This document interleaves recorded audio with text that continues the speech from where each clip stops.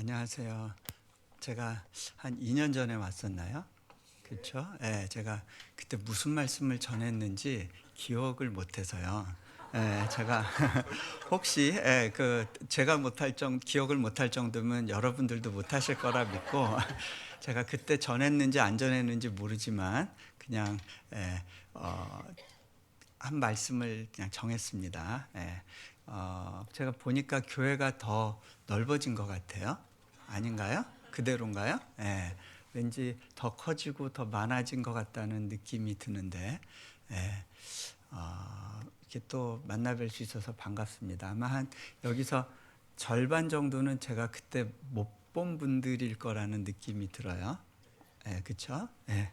자, 우리 잠깐 기도하겠습니다. 하나님, 오늘 이 시간 또 말씀을 나누는 가운데 주님의 은혜가 함께 하셔서 우리 안에 나눠지는 것들이 참 우리의 마음속 깊숙한 곳에 갖고 있는 어떤 근심과 질문들에 대해서 도전할 수 있도록 주님 인도해 주십시오.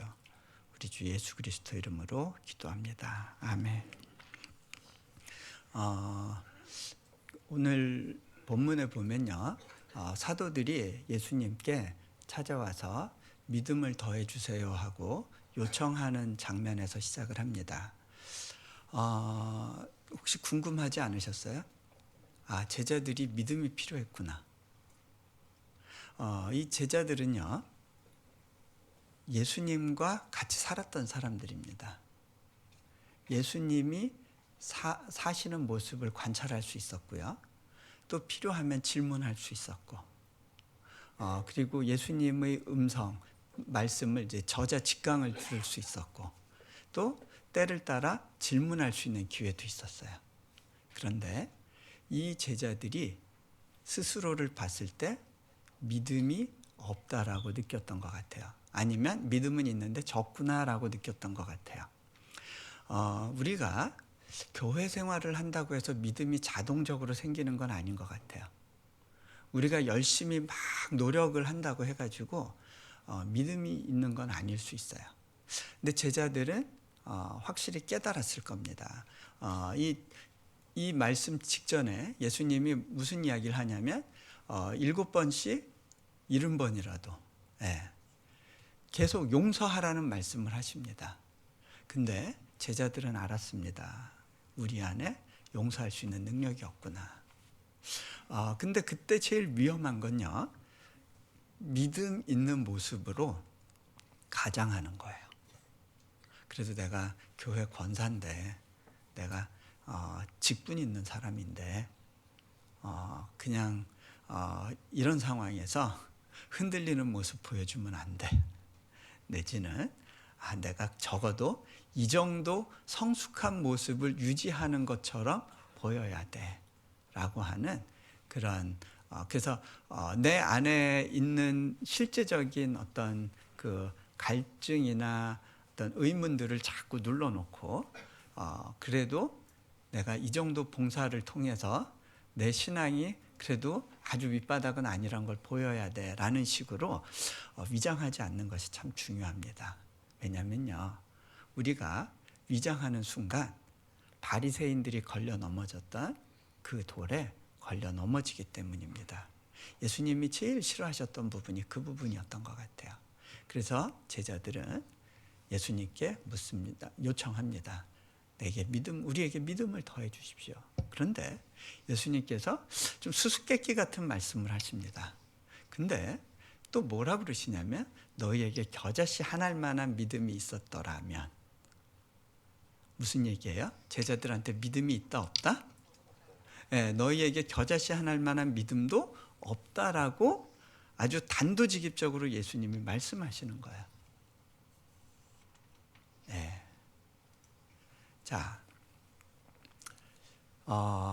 여기서 예수님이 이 수수께끼 같은 말씀을 하나 하셨는데, 너에게 그 겨자씨 한 알만한 믿음만 있었더라면 이 뽕나무더러 뿌리가 뽑혀 바다에 던지우라 하였을 것이요 그것이 순종하였을 거다. 그대로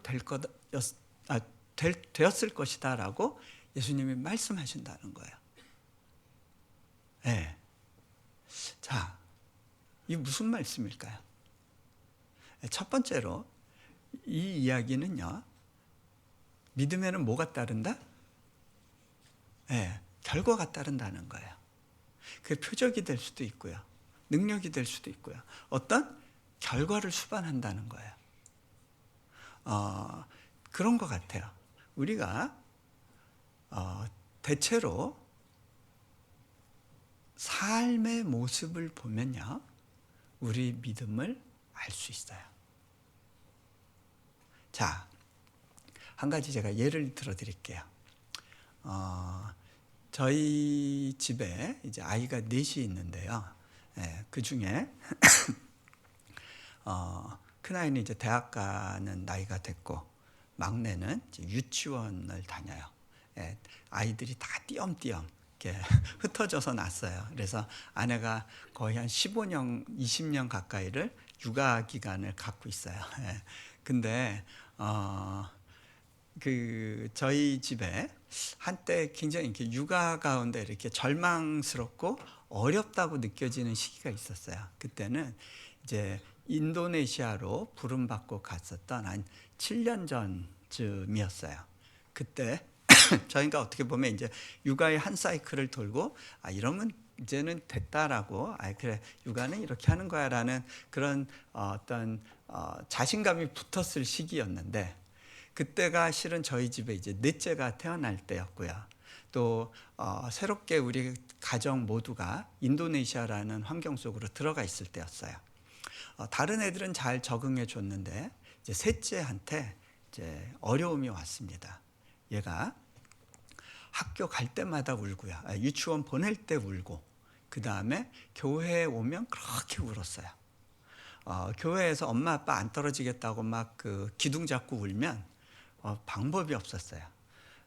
얼마나 심하게 울었냐면, 그 교회 소문이 자자했어요. 이용규 선교사네 셋째 성격 대단하다. 제가요, 저희 뭐 혼내도 안 되고 뭐 방법이 없었는데, 뭐 교회 장로님이 애 달래보겠다고 뭐 그 사탕이나 과자 같은 걸 이렇게 손에 쥐어 주려고 그러면 필요 없다고 집어 던지고 막 떼굴떼굴 굴르곤 했었어요. 저는 그 첫째와 둘째를 워낙 얌전한 아이들로 잘 키웠기 때문에 좀 교만했던 것 같아요. 교회에서 이렇게 막 말 안 듣고 막 울고불고 하는 아이들을 보면 제가 이렇게 부모 얼굴을 한번 본 적이 있어요. 왜 그랬을까요? 그 부모가 잘 못한 거 아니야? 뭐 이런 사인이죠. 애를 어떻게 키웠길래 이런 거죠. 제가 그 말 잘 듣는 애들 키우다 보니까 그런 자신감이 있었는데, 셋째를 키우면서요, 제가 깨갱했어요. 이거는 부모 영역이 아니구나. 하나님께 겸손히 그 육아와 관련해서 물어야 되는구나, 그런 생각을 하게 됐는데, 한 번은 제가 이렇게 그 한국에서 말씀 집회 중에 있었을 때였어요. 집회 들어가기 전에 제 핸드폰이 팍 진동 울리면서 카톡 계속 메시지가 오는 거예요. 보니까 아내 이름으로 메시지가 오는데 순 이모티콘만 잔뜩 와요. 누가 보낸 걸까요?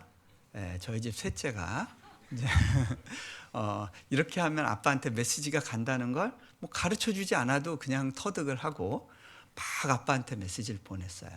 제가 근데 이렇게 딱 받아보니까 이모티콘들만 잔뜩 왔어요. 뭐 어떤 거냐? 악마 얼굴 한 잔뜩, 썩난 얼굴 또 이만큼, 거기다가 또 막판에는 권총이 한 20자루 왔어요. 뭘까요? 너 죽어 이런 거잖아요. 이게 아이의 마음 상태를 표현한다고 느끼니까요, 제가 마음이 아팠어요. 그래가지고 제가 그런 마음이 들었어요. 하나님, 저는 남이 애들 때문에 이 자리에 와 있는데 내 애는 어떻게 되는 거예요? 좀 이렇게 한숨 쉬면서 말씀을 전했어요. 근데 말씀 끝나고 보니까 또 비슷한 메시지가 잔뜩 와 있었어요. 그때 제가 기도하면서 이제 집으로 돌아가게 됐습니다. 비행기 타고 가면서 하나님, 우리 아이한테 뭐라고 얘기해야 될까요? 그러고서 이제 아이를 처음 만났을 때 제가 아이한테 이렇게 이야기했어요. 하연아, 아빠가 이번에 한국 갔었을 때 네가 너무너무 보고 싶었어. 네, 보통은 제가 제일 보고 싶은 사람은 아내지만 그때는 저희 아이였어요. 왜 그랬냐면요. 여러분 손가락 중에 아픈 손가락이 있잖아요. 그러면 그 몸에서 그 손가락만 느껴져요. 그렇죠? 그 손가락에 모든 신경과 관심이 집중되게 돼요. 저에게 있어서 이 셋째가 아픈 손가락이었어요. 제가 아이한테 뭐라고 얘기했냐면, 하연아, 아빠가 이번에 한국에서 너한테 카톡 처음에 받고 너무너무 반가웠어. 그런데 보니까 거기에 하트는 하나도 없더라. 그랬더니 얘가 제가 아이한테 또 이렇게 얘기했어요. 하연아, 근데 있잖아. 네가 암만 그런 메시지 보내도 아빠는 끄떡없어. 아빠는 여전히 하연이 사랑해. 하연이는 아빠의 가장 사랑스러운 셋째야. 하연이가 암만 못된 짓 하고 나쁜 애가 되고 형 누나 괴롭히고 동생 때리고 그게 울고불고 그래도 아빠는 끄떡없어. 아빠는 하연이를 끝까지 사랑할 거야. 근데요, 아이가 이 말을 듣고요, 귀를 막고요, 도망가 버리더라고요. 보세요. 얘가 왜 그런 카톡 메시지 보냈을까요? 아빠에 대한 관심이 있는 거잖아요. 도대체 어디까지 하면 아빠가 화가 날까? 약간 긴장하면서 보내본 거잖아요. 그게 뭐예요? 아빠의 마음 알고 싶은 거예요. 아빠의 마음에 대해서 어떻기를 바라고 있어요?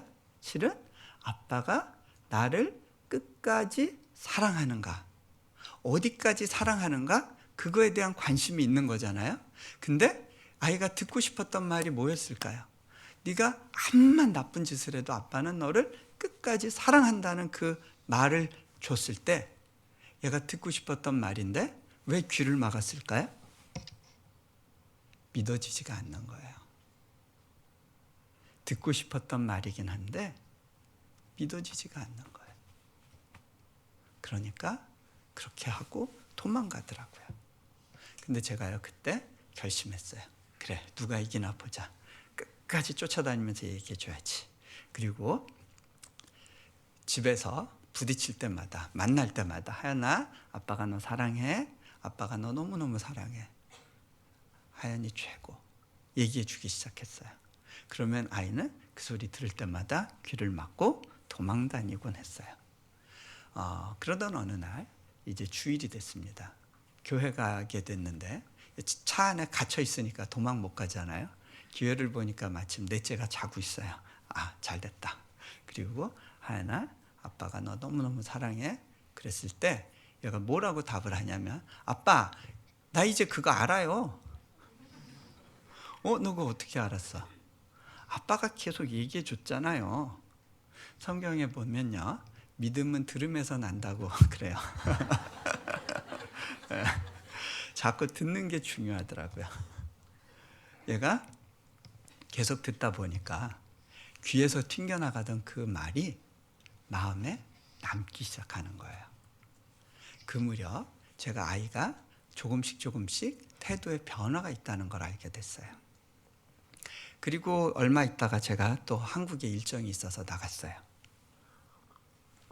아이로부터 또 폭풍 카톡이 왔는데 보니까 거기에 하트 한 20개, 그 다음에 웃는 얼굴 잔뜩, 그리고 생일 케이크 이렇게 해가지고 카톡이 배달이 됐어요. 근데 거기에 글씨가 써 있었어요. 제가 나중에 물어보니까 아내가 그러더라고요. 얘가 직접 친 거래요. 저희 집 아이들이 이제 해외에서만 살다 보니까 한글을 배울 기회가 좀 상대적으로 적었어요. 근데 제가 나가 있는 동안에 아내한테 글씨 가르쳐 달라고 그래서 아빠 사랑해를 연습했나 보더라고요. 근데 그거를 카톡 자판을 보고 글자 하나하나 쳐가지고 아빠 나하연인데 사랑해요. 정확한 스펠링으로 써가지고 저한테 보내줬어요. 제가 그 카톡을 받고요. 너무너무 감사했어요. 여러분들은 남의 얘기라 그런지 별로 반응이 뭐 좀 썰렁하시네요. 자, 근데요. 자, 그 무렵 제가 이렇게 아이를 보니까 아이가 바뀌고 있다는 걸 알게 됐어요. 어떤 면에서 바뀌었냐면요. 예전에는요. 학교 갈 때 울고 교회에서 울었어요. 왜 울었을까요? 엄마 아빠랑 떨어지는 게 싫었어요. 엄마 아빠가 동생만 데리고 뭐 할지 모르는 거예요. 그리고 만날 때까지가 기다려지지 않는 거예요. 그 사이에 그 시간이 올까? 엄마 아빠가 나 그냥 버려두면 어떡하나? 불안했던 것 같아요. 그래서 헤어질 때마다 울었는데 제가 사랑한다는 말을 한 것이 들어가고 나니까 믿음이 생기니까 기다릴 줄 알게 되더라고요. 떨어질 때 엄마 빠이, 아빠 빠이 아주 멋있게 쿨하게 헤어져요. 더 이상 그런 문제로 울지 않아요. 짜증이 적어졌어요. 또 하나, 집에서 울고 짜거나 동생 때리는 숫자가 현저히 줄기 시작했어요. 아예 안 때리면 좋은데 아직도 그날은 다 오지 않았지만 어쨌든 어떤 부분에서 달라졌냐면요. 하루에 몇 번씩 하던 게 2, 3일에 한 번, 일주일에 한 번 횟수가 줄기 시작하더라고요. 자, 우리가 믿음이 있다고 해가지고요. 처음부터 완전히 거룩한 모습으로 돌변하는 건 아니에요. 근데 달라지는 게 있어요. 거룩의 방향을 향해서 변화가 시작된다는 거예요. 제가 말하는 믿음을 통한 변화라는 건요. 완벽한 상태로 바뀌는 걸 이야기하는 게 아니라 그 온전함을 향해서 변화가 시작되는 걸 이야기하는 거죠. 능력이 생기고 변화가 생긴다는 거예요. 변화의 능력. 그거 이상의 기적이 있나요?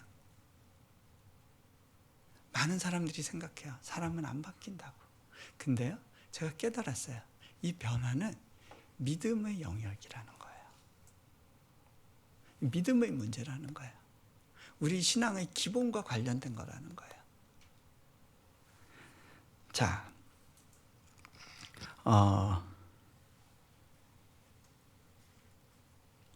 우리가 믿음에 대해서 좀 오해하는 경우가 있어요. 그 믿음을 머리와 관련된 거로 많이 오해를 해요. 그래서 이 지적인 동의와 믿음이 같은 거라고 생각을 해요. 예를 들어서 여러분, 오늘 제가 하는 설교 내용, 믿음에 대한 내용이 잘 이해되는 분들이 있을 거예요.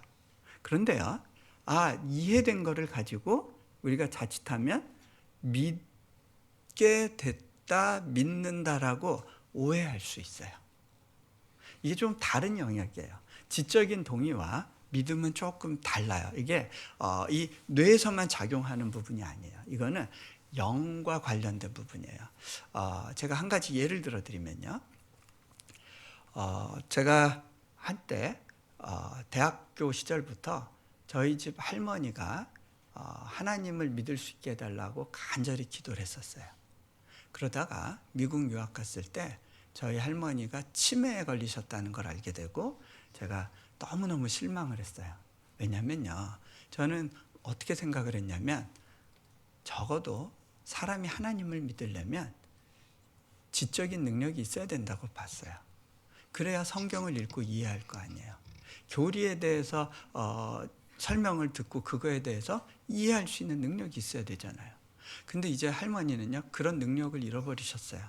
어느 정도로 심했냐면 저와 그렇게 오래 같이 사셨는데도 불구하고 제가 집에 전화했을 때 난 당신 같은 사람 몰라요, 무서워, 그러고 전화를 끊으세요. 제가 굉장히 암담했어요. 이제 끝났다. 그런데 놀랍게도 저희 어머니가 그러세요. 할머니 이제 교회 다니시기로 했다. 근데 대소변을 못 가리시니까 첫날만 교회 가시고 그 다음부터는 집에서 예배 드리신다. 제가 그냥 마음 바뀌었다고 생각했어요. 할머니가 마음 바뀌어서 그냥 어머니 불편하지 않게 말 들어주시는 거지, 그게 그 힘 빠지신 노인의 그런 반응이지 그 믿음이라고 보기는 어렵지 않나라는 생각을 하고 여전히 실망한 가운데 있었어요. 근데 할머니께서 세례를 받으셨대요. 제가 어머니한테 에이, 그럼 맘 바뀌신 거 아니에요? 그랬을 때 아니야, 진짜 하나님 믿으시는 것 같다. 예수님 믿으시는 것 같아. 뭘 보니까요? 부르시는 노래가 바뀌었대요. 세상 노래 그렇게 부르시던 분이, 유행가 부르시던 분이 찬송가를 그렇게 부르신대요. 그런가 하면 어머니가 교회 갔다가 집회 늦게 끝나서 늦게 돌아오면 늘 역정을 내셨거든요. 어딜 그렇게 쏘다니냐고 옆판내가 막 야단을 치셨는데, 근데 저희 어머니가 하루는 굉장히 늦게 집에 돌아오면서 어머니 혼자 외롭지 않으셨어요? 무섭지 않으셨어요? 하고 물어봤대요. 그랬더니 할머니가 예, 뭐가 무섭니? 뭐가 외롭니? 예수 선생과 늘 같이 있는데. 여러분, 예수님 때문에 여러분 무섭지 않으세요? 여러분 예수님 때문에 외롭지 않으세요? 진짜로요? 예수님 때문에 마음이 평안할 수 있다면 예수님 믿는 거야, 안 믿는 거야? 돌아가실 때도 평온한 얼굴로 돌아가셨대요. 평생 그렇게 사신 분이 아니었거든요. 평생을 조바심으로 사셨던 분이었어요. 자, 그때 제가 깨달았어요. 그렇구나. 믿음은 어떤 지적인 영역을 초월하는 역사하는 능력이구나. 삶의 실제고 경험으로 되어지는 거구나. 그런 요소가 있구나 라고 하는 것을 깨달았어요. 자, 믿음은요, 어떤 포지티브 띵킹하고 다른 거예요. 긍정적인 사고방식하고 다른 거예요. 지적인 동의와 다른 거예요. 그 영역을 넘어서서 영적으로 일하는 초자연적인 능력이에요. 그리고 우리는 오직 그 능력을 통해서만 하나님을 경험하게 돼요. 그리고 그 하나님을 경험하는 과정에서 변화가 일어나요. 성숙이 일어나는 거죠. 자, 저는 예수님께서 말씀하신 이 내용이 그런 내용을 포함한다고 봐요. 근데요, 예수님께서 이 뽕나무가 뿌리째 뽑혀 바다에 던지우라 하였을 것이요, 그것이 너에게 순종하였으리라. 저는 이 말씀을 글자 그대로 믿어요. 그리고 선교지에서 정말 그런 초자연적인 역사에 대해서 좀 이렇게 맛볼 수 있는 기회들이 많이 있었어요. 하지만 오늘 제가 여러분들에게 조금 더 이렇게 관심을 갖도록 나누기를 원하는 부분은요, 이 믿음으로 인해서 나타나는 능력과 관련된 건데요. 그 중에 이 뽕나무 뿌리, 이것이 또한 상징적인 의미도 있다는 생각이 들어요. 이 뽕나무 뿌리는 뭘까? 어쩌면 우리 안에 또아리 틀고 있는 불신을 이야기하고 있을 수 있어요. 제가 볼 때는요, 이 세상에 밖에 있는 나무 뿌리채 뽑아서 던지는 거 그렇게 어렵지 않아요. 자연 세계의 어떤 물질적인 변화를 일으키는 거, 저는 그거보다 더 어려운 게 있다고 봐요.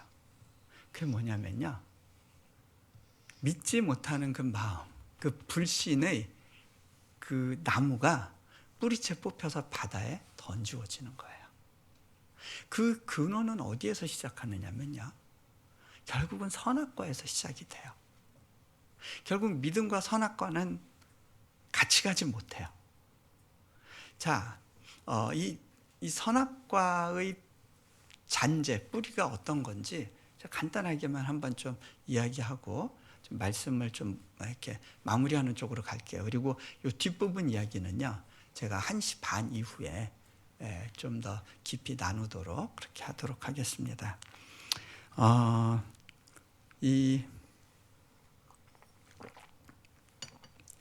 가지 제가 질문을 할게요. 아담이 에덴 동산에서 살 때 부족한 게 있었을까요? 없었을까요? 확신하세요? 없었어요? 부족한 거 없었어요? 한번 여러분하고 아담의 상황을 한번 비교해 볼까요? 아담한테 이런 핸드폰 있었나요? 뭐 차가 있었나요? 아파트 있었나요? 옷이 있었나요? 은행 계좌가 있었나요? 누가 더 많이 갖고 있어요? 네? 아담이 삼시세끼를 골고루 뭐 고기 반찬해서 먹었을까요? 과일만 먹고 말았겠죠? 누가 더 많이 누리고 있고 가지고 있어요? 근데 왜 아담은 걱정이 없었을 거라고 생각을 하죠? 여러분 걱정 없으세요? 한번 여쭤볼게요. 성경에 이런 구절이 있잖아요. 여호와는 나의 목자시니 내게 부족함이 없으리로다. 여러분 부족한 거 없으세요? 네? 성경 구절은 성경 구절이고 나는 부족한 거 너무 많아. 그렇게 느끼시지 않으세요? 네. 그 말씀은 그냥 위로를 주는 말씀이지 그게 내 현실하고는 동떨어진 것 같아 라고 생각하시는 것 같아요. 그죠? 한번 생각해 보세요. 아담이 왜 부족한 게 없었을까? 내가 볼 땐 나보다 못 갖고 있는데 이유가 뭐죠? 하나님이 자신의 공급이라는 것을 믿었기 때문이에요. 그분이 나의 필요를 채우신다는 것에 대한 믿음이 있었어요. 그런데 사단이 와서 이야기를 해요. 너 부족한 게 없어? 너 부족한 거 있어? 저 선악을 알게 하는 나무를 봐. 그 열매를 먹어라. 그러면 네 눈이 밝아져서 예전에는 하나님 눈으로 너희 필요를 채울 수 있다고 봤는데 이제 하나님 눈으로 보는 게 아니라 너희 시각을 갖게 될 거야. 너희 관점을 갖게 될 거야. 너 스스로 좋은 것과 나쁜 것을 구분할 거야. 그럼 결국 뭐냐면요, 이런 거야. 이 세상에 믿을 놈 하나 없어. 너 자신을 믿어라 라는 메시지예요. 네 주먹을 믿어라. 너 이 세상은 눈 감으면 코베가 단단히 네 걸 지켜야 돼. 빼앗기지 말고 살아야 돼 라고 하는 세상의 메시지예요. 너 어수룩하게 살지 마.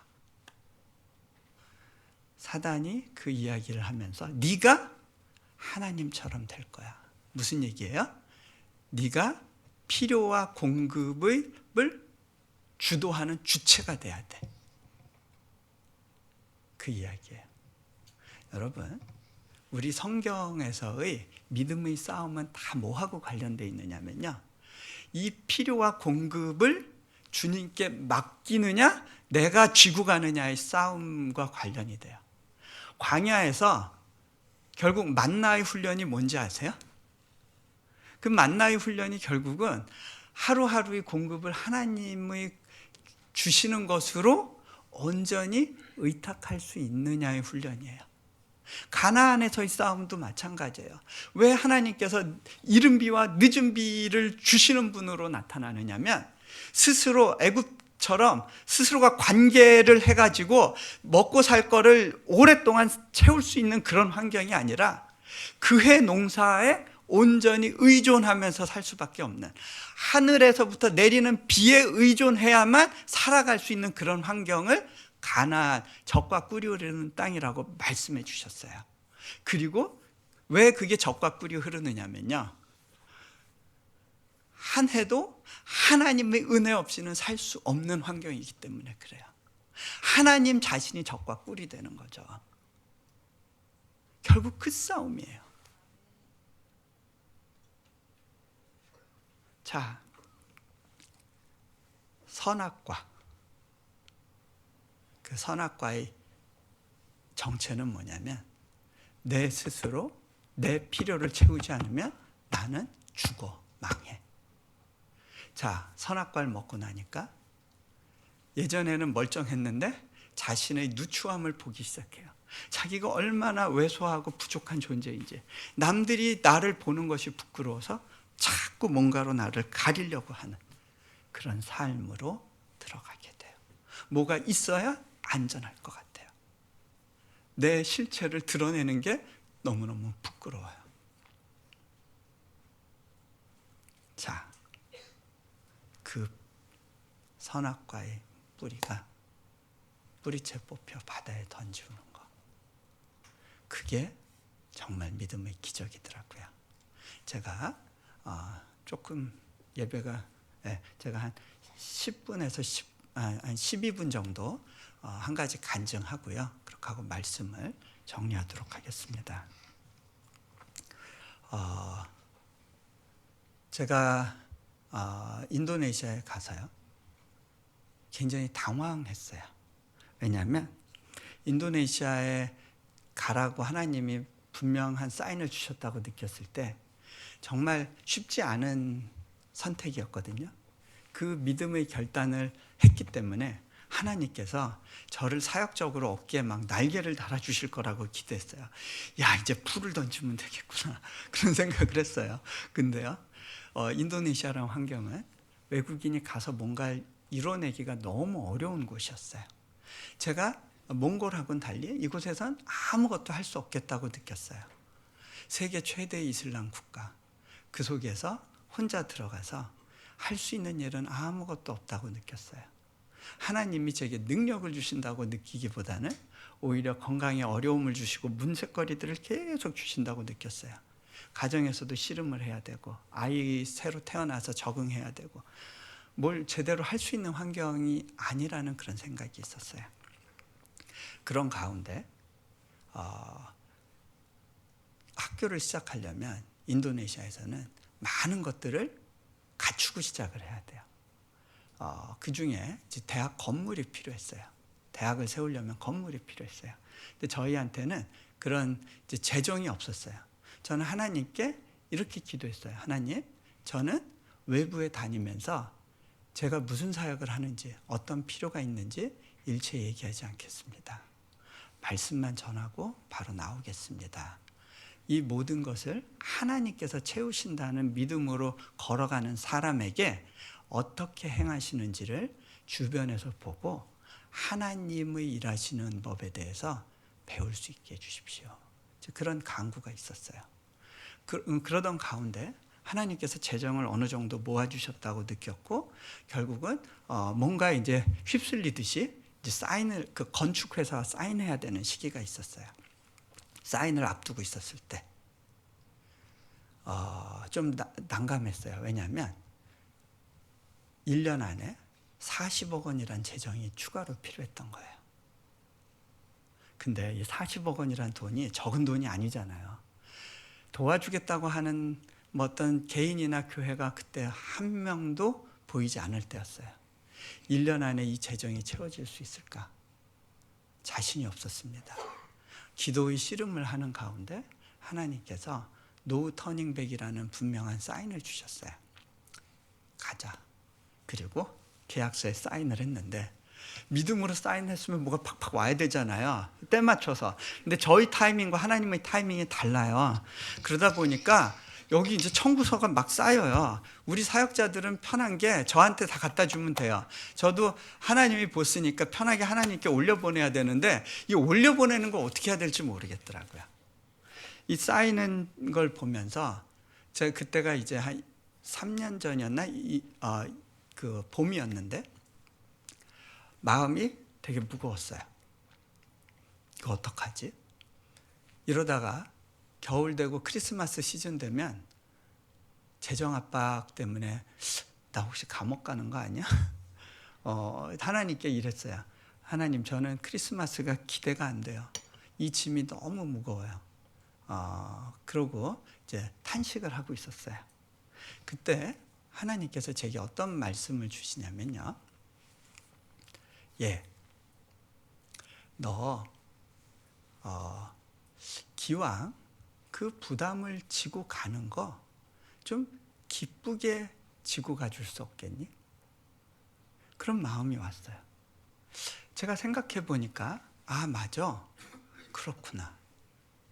하나님이 저를 인도네시아에 두신 이유가 돈 걱정하면서 그 시간을 보내라고 하시는 게 아니라는 깨달음이 오는 거예요.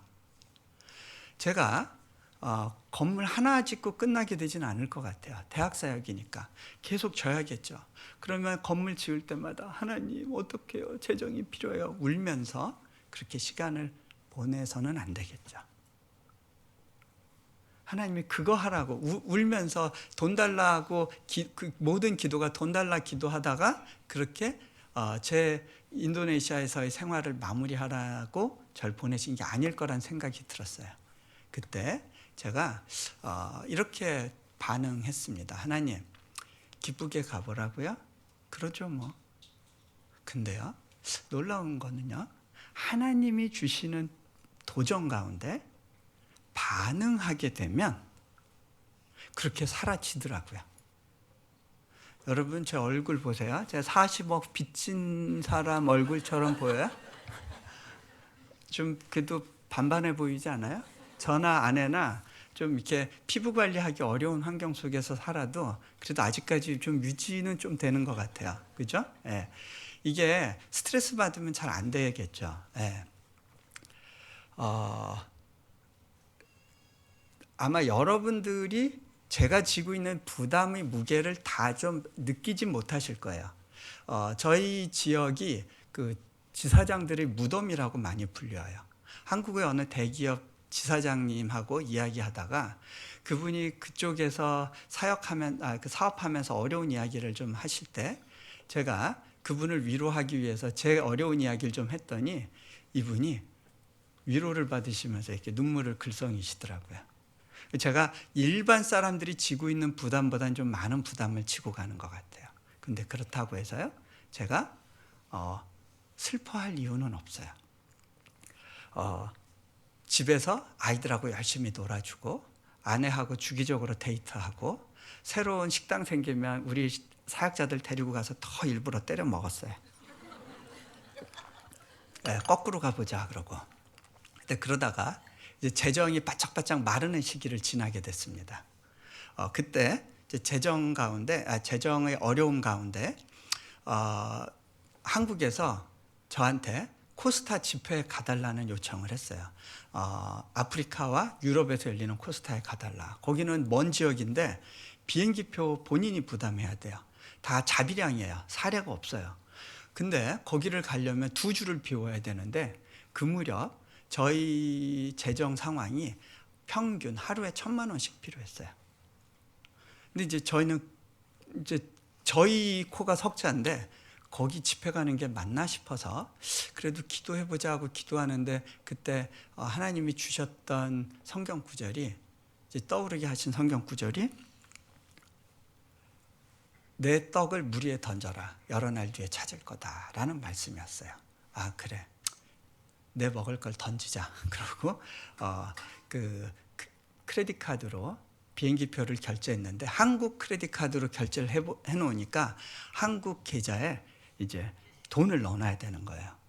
근데 제가요 깜빡하고 돈이 빠듯하다 보니까 그 비행기표 값만 넣어놨어요. 근데 문제는 자동 결제되는 내역이 있다는 거를 깜빡한 거예요. 그래서 그렇게 되면 어떻게 돼요? 마이너스가 되겠죠. 근데 통장 마이너스 될 수도 있지, 뭐 그게 뭐가 대수야라고 하겠지만 제가요 평소에 간증을 했었거든요. 그 유학 시절에도 하나님께서 제 재정을 한 번도 100불 이하로 내려가게 하시지 않았습니다. 제 재정의 모든 그 어떤 결정권을 하나님께 의탁했을 때 하나님께서 저를 굶기신 적이 없습니다. 마이너스로 만드시지 않으셨습니다 하는 제 나름의 간증이 있었거든요. 근데 마이너스 상황이 된 거예요. 잘못은 제가 한 거죠. 뭐 알았으면 어떻게 해서라도 뭐 빌려서라도 넣어놨을 텐데 그걸 못한 거예요. 시간이 지났어요. 나중에 계좌를 열어봤습니다. 근데 그 크레딧 카드 결제액을 보고 제가 깜짝 놀랐어요. 헉, 내 예상보다 액수가 훨씬 크네? 그럼 마이너스겠다 하고 밑을 봤는데요. 잔고가 플러스예요. 어떻게 됐지? 이 계좌는 아는 사람이 없는데 이거 천사가 넣어준 것도 아닐 테고 이게 어떻게 된 상황일까 하고 제가 거슬러 올라가면서 봤어요. 크레딧 카드 결제되는 그날 어디선가 돈이 들어왔어요. 이 돈의 정체가 뭘까? 그래서 마이너스가 안 된 거예요. 이 정체가 뭘까 생각해 봤어요. 신한계라는 잡지사에서 저한테 몇 달 전에 원고 청탁을 했었어요. 제가 몇 번 이렇게 서신을 교환하면서 간증을 써달라는 내용인 걸 보고 아유 또 간증 쓰는 거 너무 귀찮다. 안 쓴다고 해야지라고 생각을 하고 안 쓴다고 답을 보냈다고 착각을 했어요. 근데 잠결에 보낸 것 같아요. 그리고 나서 월말에 원고 어떻게 됐어요? 하고 요청이 왔는데 보니까 제가 답을 안 보냈더라고요. 그래서 울며 겨자 먹기로 그날 밤늦게까지 작업해서 원고 써가지고 미안하니까 보내줬는데 그거 원고료가 크레딧 카드 결제되는 그날 들어온 거예요. 제가 그걸 보고요. 야, 하나님의 그 관리가 특별하구나라고 느꼈어요. 하나님, 제 계좌 정말 특별하게 관리해 주시네요. 저희 건축 계좌도 관리해 주시는 거 맞죠? 하고 제가 웃었어요. 여러 날 뒤에 찾을 거라 그랬죠? 제가 아프리카에 가 있는 동안에 미국에서 메일이 날라왔어요. 그 메일을 열어보니까 어느 집사님이 새벽에 저희를 위해서 기도하라는 마음을 주셔서 기도하고 있었대요. 그런데 재정의 필요가 있을 거라고 느껴졌대요. 그러면서 이런 질문을 하세요. 이 숫자가 어떤 의미인지는 모르겠지만 선교사님 혹시 113만 불 필요하세요? 13억 원 되는 돈이에요. 제가 예, 필요했어요 그랬는데 그 재정이 들어오니까 딱 10억 원이 남아요. 이제 3개월 동안 10억 원 마무리해야 돼요.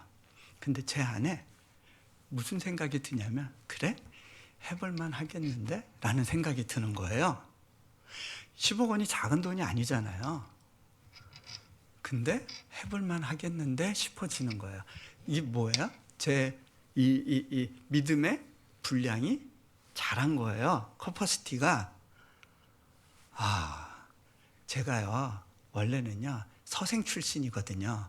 공부만 하던 사람들은요 이게 딱딱 떨어지지 않으면 힘들어요. 저는 사업가 기질이 없는 사람이에요.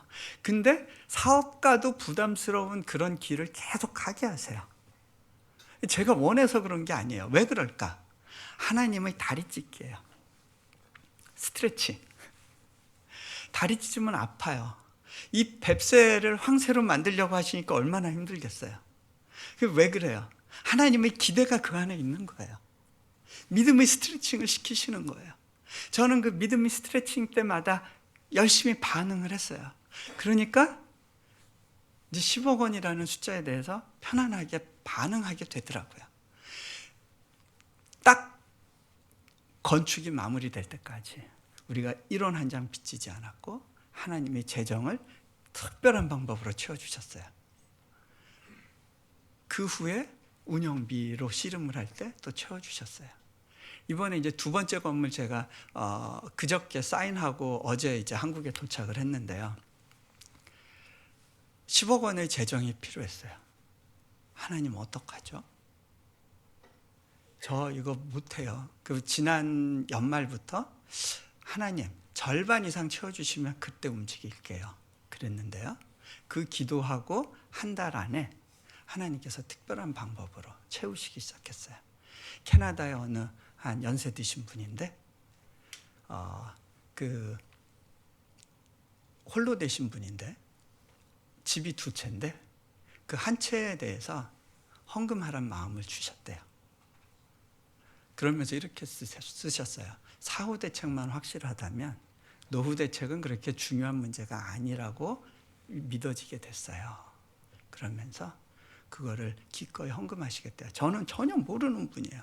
근데 그 액수를 보니까 제가 기도한 액수예요. 하나님이 이렇게 또 가라시는구나. 여러분, 하나님은 왜 이렇게 하실까요? 건물 수집에 관심이 있으신가요? 하나님은 공사하시는 하나님인가요? 왜 그렇게 하실까요? 이유가 뭐죠? 건물에 대한 관심이 아니에요. 왜냐하면 제가 하늘나라 갈 때 건물 들고 갈 게 아니거든요. 제가 뭐 책 들고 가겠어요? 뭐 그동안 사역했던 거 설교 들고 가겠어요? 하늘나라에서 그런 게 필요할까요? 못 들고 가요. 하나님이 그럼 뭐에 대한 관심이 있으실까요? 제가 들고 갈 수 있는 거에 대한 관심이 있으세요. 그게 뭔지 아세요? 하나님이 주신 믿음의 도전 가운데 반응하면서 거기서 경험한 나의 하나님, 그분과 나만의 특별한 추억, 그리고 또 있어요. 그 과정에서 변화된 나의 성품, 믿음의 자랑과 함께 성품의 변화가 있게 돼요. 그거 들고 하늘나라 가는 거예요. 제가 이 씨름 가운데 하나님, 부담은 참 버겁고 내일이라도 이 짐을 벗고 싶은 마음은 있지만 그래도 이 부담을 주셔서 감사합니다 라고 고백할 수 있는 게 있어요. 왜냐면요, 아내가 그러더라고요. 여보, 당신이나 나나 선교지에 와서 받은 복이 있는데 예전보다 훨씬 좋은 사람이 되었다는 거예요. 이 변화하기 싫어하는 사람이 바뀌는 거예요. 무엇 때문에? 그 나의 주도권을 놓지 않으려고 발버둥치는 그 뿌리가 뽑혀서 바다에 던지워지기 때문이에요. 그게 바로 기적이더라고요. 같이 기도하십니다. 눈을 감으시고요. 여러분이 믿음을 가진 것 같지만 여전히 두렵고 갑갑하고 불편하고 어려운 시간들을 지나게 됩니다. 하나님, 왜 속 시원하게 바로 풀어주지 않으세요? 왜 내 타이밍에 맞춰주지 않으세요? 왜 내 방식대로 해주지 않으세요? 질문할 때가 있습니다. 주님이 말씀하십니다. 네가 너희 스스로 필요를 채우려고 하는 그 주도권 싸움에서 내게 항복하지 않겠니? 너희 그 자아의 깊은 뿌리, 불신의 그 뿌리, 네가 네 인생을 주도하려고 했던 그 뿌리, 그게 뽑혀서 바다에 던지워질 수 있겠니?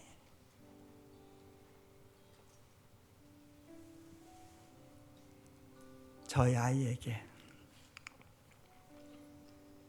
제가 사랑한다는 말을 했을 때 너무나 듣고 싶었던 말이지만 아이가 그걸 믿을 수가 없었습니다. 그래서 귀를 막고 도망 다닐 수밖에 없었죠. 내가 너를 사랑한다. 내가 너의 필요를 안다. 내가 너의 삶을 주도하기 원한다. 그 초청에 반응하는 것. 그것이 믿음의 시작입니다.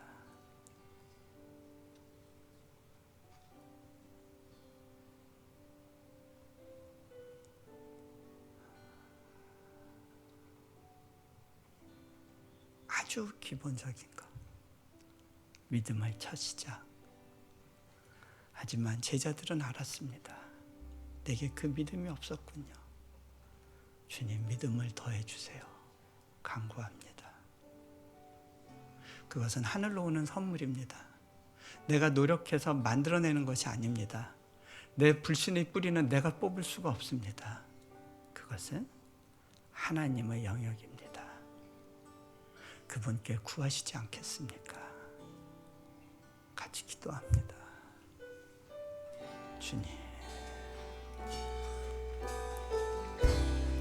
주님,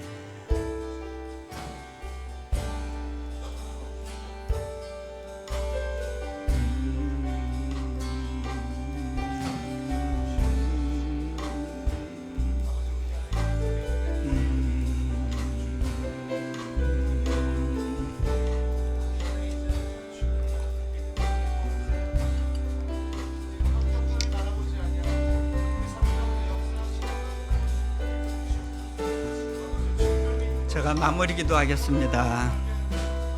하나님, 우리에게 믿음을 더해 주십시오. 단순히 어떤 사실을 믿는 것이 아니라 주님께 내 인생의 주도권, 내 필요를 맡겨드릴 수 있도록 주님, 그것이 믿음임을 고백합니다. 우리 주 예수 그리스도 이름으로 기도합니다.